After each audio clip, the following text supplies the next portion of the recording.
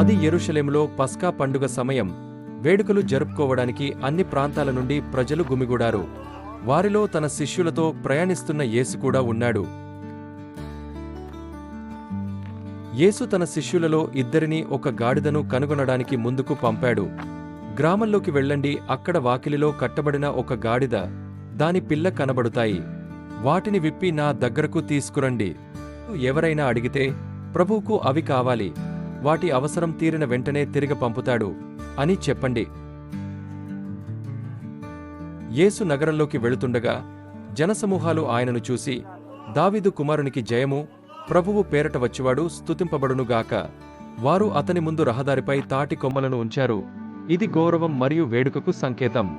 వారు ఆయనను స్వాగతించారు.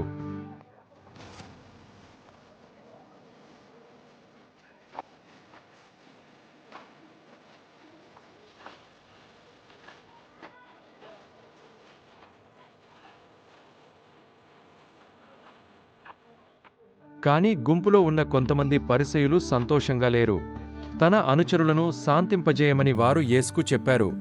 యేసు, వారు మౌనంగా ఉంటే రాళ్లు కేకలు వేస్తాయి అని అన్నారు.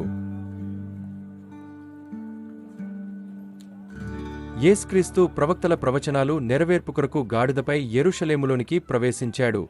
తాను శక్తిచేతనో లేదా బలముచేతనో పోరాడటానికి రాలేదు కాని సమస్త మానవాళి పాపముల నిమిత్తము మరణించడానికి వచ్చిన రారాజు మన యేసయ్య. ప్రజలు యేసుక్రీస్తును తమ భూసంబంధ రాజుగా స్వాగతిస్తున్నారు.